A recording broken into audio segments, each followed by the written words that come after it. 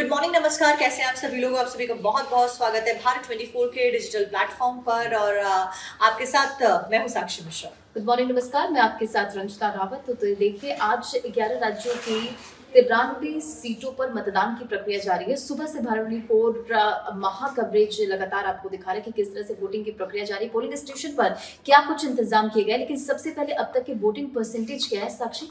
बिल्कुल, voting percentage के ऊपर हम डिस्कस जरूर करेंगे। अगर अब तक 9 बजे के अनुसार अगर देखा जाए तो 10.57% यानी कि अराउंड 11% जो है वो वोटिंग परसेंटेज रहा है। और ये तीसरे फेज के इलेक्शन को लेकर जो डेटा सामने आया हुआ है, जिसमें असम की अगर बात की जाए तो 10% से ज्यादा मतदान हुआ है, बिहार में भी 10% से ज्यादा। ओवरऑल अगर रंजना मैं देख पा रही हूँ, डिटेल में हम जाएंगे तो 10% से ज्यादा ही मतदान हुआ है, सिर्फ गुजरात, कर्नाटक और महाराष्ट्र को अगर छोड़ दिया जाए। बिल्कुल, 9 बजे तक जैसा भी वोटिंग परसेंटेज की अगर बात करें तो 10.81% है। वहीं देखिए, उत्तर प्रदेश की अगर बात करें तो उत्तर प्रदेश की 10 सीटों पर वोटिंग की प्रक्रिया जारी है। और अगर उत्तर प्रदेश की संभल की बात करें तो 14% से ज्यादा यहाँ पर मतदान हो चुका है। हाथरस में 13% से ज्यादा मतदान हो चुका है। और इसी के साथ सबसे ज्यादा यहाँ पर मतदान अगर हुआ है तो फतेहपुर सीकरी और संभल अभी तक, क्योंकि यहाँ पर 14% से ज्यादा यहाँ पर वोटिंग। अच्छा, पश्चिम बंगाल का डेटा आया हुआ। पश्चिम बंगाल में सुबह 9 बजे तक 15.85% वोटिंग हुई है, यहाँ पर बताया गया है। गुजरात की अगर बात करें साक्षी तो 9 बजे तक यहाँ पर 9.87% वोटिंग हुई है। अहमदाबाद देखिए, अगर बात करें तो अहमदाबाद में सुबह 9 बजे तक 8.03% वोटिंग हुई है।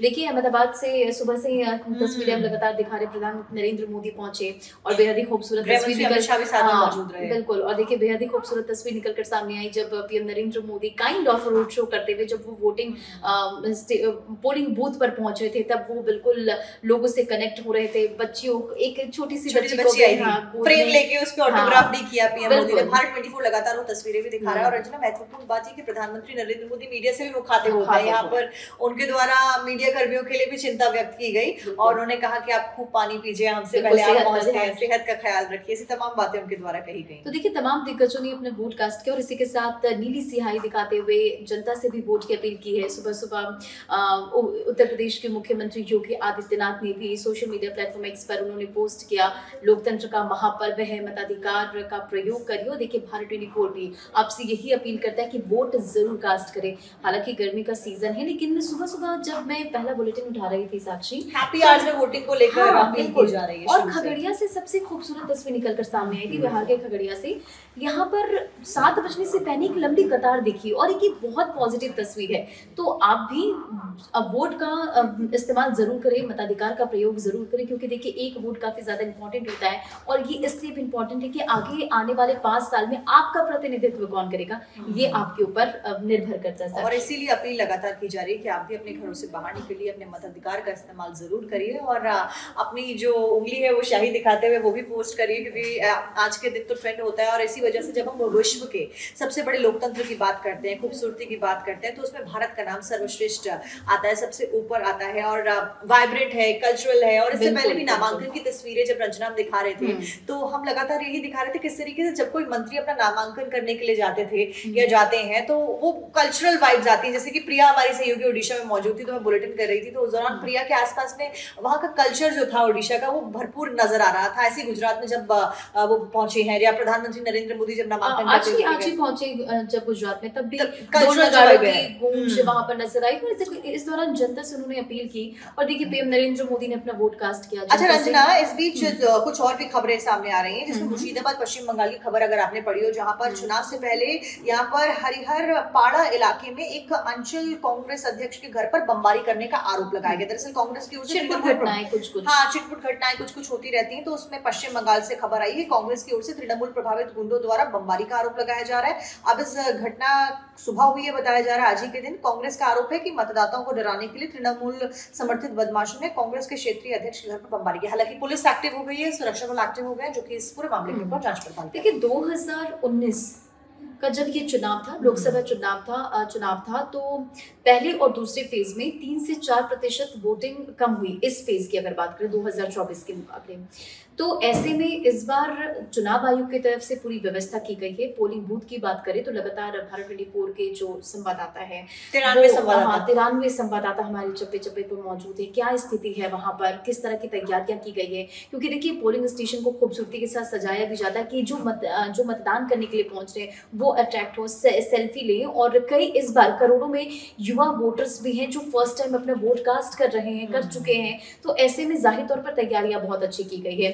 और इसी के साथ इस फेज के साथ, तीसरे फेज के साथ 543 में से 543 में से 283 पर मतदान भी खत्म हो जाएगा। अच्छा रंजना, एक और बहुत इंटरेस्टिंग बात ये कि क्योंकि भारत 24 के लगातार जो ग्राउंड रिपोर्टिंग है वो जारी है, ऐसे में जब अहमदाबाद की हम बात करते हैं तो हमारे सहयोगी वहाँ पर मौजूद हैं, उनके द्वारा जब लाइव कवरेज की जा रही थी तो कुछ लोगों से उन्होंने बातचीत करी। उन्होंने कहा कि आपको क्या लगता है कि यहाँ पर किसकी, हालांकि ये उचित नहीं होता पूछना कि आप किसको वोट डालने वाले, लेकिन फिर भी किसका दबदबा ज्यादा है, कौन से प्रत्याशी के समर्थन में लोग नजर आ रहे हैं, वो खुद कहते हैं। लोगों को पता नहीं था कि वहां से कांग्रेस की प्रत्याशी कौन है। कितने लोग ऐसे थे जिनको केवल ये पता था कि अमित शाह यहाँ से कंटेस्ट कर रहे हैं, मोदी आज यहाँ पर आ रहे हैं और वो अपना वोट कास्ट करने वाले, लेकिन लोगों को कांग्रेस के प्रत्याशी का नाम नहीं पता था।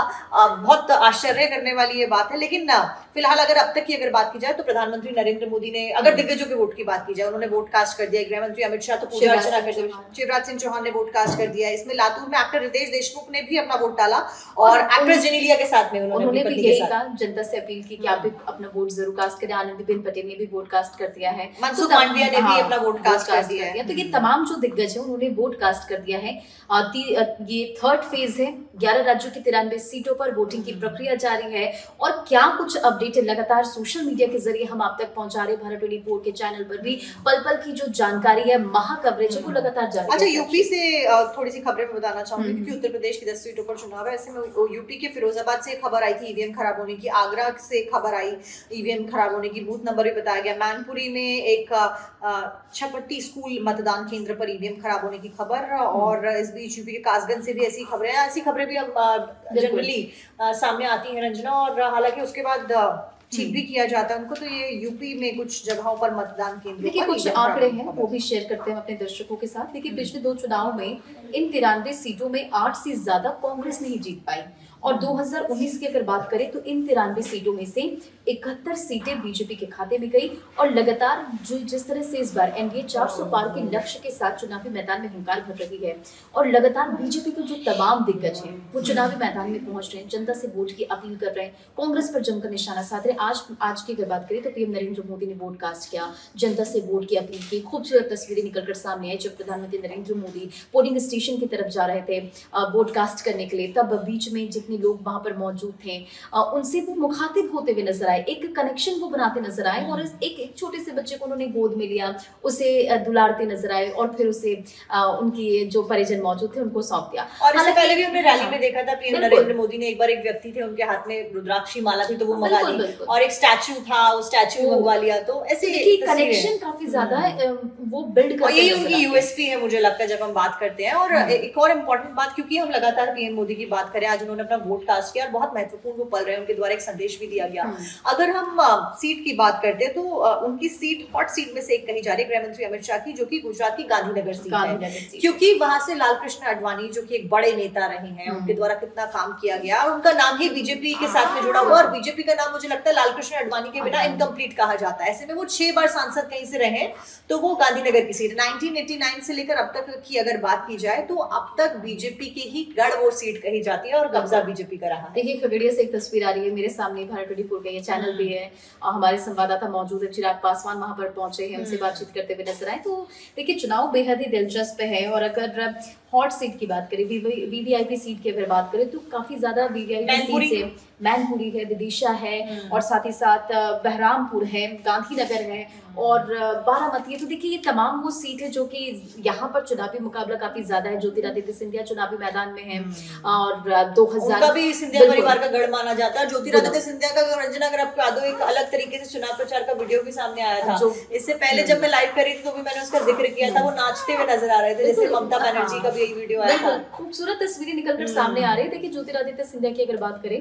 तो 2018 का वो वक्त था जब ज्योतिरादित्य सिंधिया के चुनाव प्रचार प्रसार में कांग्रेस को एक बहुत बड़ी जीत मिली थी विधानसभा चुनाव में। लेकिन उसके बाद 2019 में जब वो चुनाव लड़े और उसी समय कांग्रेस के नजदीकी और सिंधिया के नजदीकी जो केपी यादव थे वो बीजेपी में शामिल हो गए, और जब वो बीजेपी में शामिल हुए तो उनके सामने यानी कि ज्योतिरादित्य सिंधिया के सामने गुना से उनको उतार दिया गया था चुनावी मैदान में और केपी यादव चुनाव जीत गए। हालांकि देखिए इस बार की अगर बात करें तो बीजेपी ने केपी यादव का यानी कि सिटिंग सांसद का टिकट काटकर ज्योतिरादित्य सिंधिया को चुनावी मैदान में उतारा है और ज्योतिरादित्य सिंधिया चुनाव प्रचार प्रसार कर रहे हैं। जो जिताऊ उम्मीदवार है उनके ऊपर फोकस किया जा रहा है और सिंधिया परिवार की जब हम बात करते हैं तो इस सीट उनका गढ़ मानी जाती है। ऐसे में बीजेपी को बखूबी पता है कि सिंधिया अगर बीजेपी के साथ में एसोसिएटेड है और वो सीट उनका गढ़ कही जाती है तो मौजूदा सांसद के ऊपर गढ़ कही जाती है, लेकिन 2019 में हार का सामना करना पड़ गया था और यही एक बहुत बड़ा सवाल है कि इस बार क्या होता है। लेकिन ये मैंने इसका जिक्र पहले भी किया